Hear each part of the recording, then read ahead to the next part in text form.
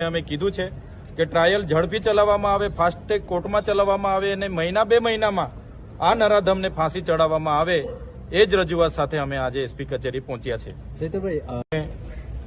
જે ઝઘડિયા 10 વર્ષની માસૂમ દીકરી પર જે દુષ્કર્મ થયું હતું અને દીકરી હાલમાં એસએસજી હોસ્પિટલ વડોદરા ખાતે એડમિટ છે, ત્યારે એમની મુલાકાત લીધી, એમની તબિયત અને ત્યાં સારવારમાં ઉપસ્થિત ડોક્ટરની ટીમ સાથે ચર્ચા કરી, એમના પરિવારને સાંત્વના આપી, હિંમત આપી અને ત્યારબાદ ભરૂચ એસપી શ્રીને રજૂઆત કરવા માટે અમે આવ્યા છે.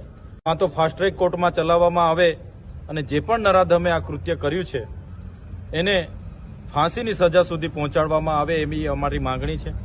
એક એવો દાખલો બેસાડવામાં આવે કે જેના કારણે ગુજરાતમાં જે અવારનવાર આવા બનાવો બને છે, આવા રાક્ષસી કૃત્ય કરનારાઓ ઘણા અહીં ફરે છે, એમને પણ આવા રાક્ષસી કૃત્ય કરવાની હિંમત ન થાય એટલા દાખલા બેસાડવામાં આવે, એવી અમારી માંગણી છે.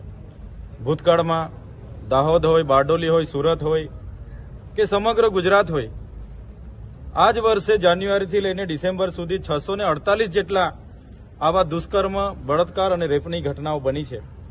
ત્યારે ક્યારેક ન્યાયમાં ઘણું મોડું થતું હોય છે, એટલા માટે પરિવાર, એમના કુટુંબીજનો કે બધા ન્યાયની અપેક્ષા રાખતા હોય છે. ત્યારે અમે આજે ભરૂચ એસપી શ્રી અને એમના તપાસ અધિકારી શ્રી ડીવાયએસપી પટેલ સાહેબને અમે કીધું છે કે ટ્રાયલ ઝડપી ચલાવવામાં આવે, ફાસ્ટ ટ્રેક કોર્ટમાં ચલાવવામાં આવે અને મહિના બે મહિનામાં આ નરાધમને ફાંસી ચડાવવામાં આવે, એ જ રજૂઆત સાથે અમે આજે એસપી કચેરી પહોંચ્યા છે. ચૈતરભાઈ, અત્યારે અમિત શાહે જે ટિપ્પણી કરેલી છે આંબેડકરને લઈને, શું કહેશો?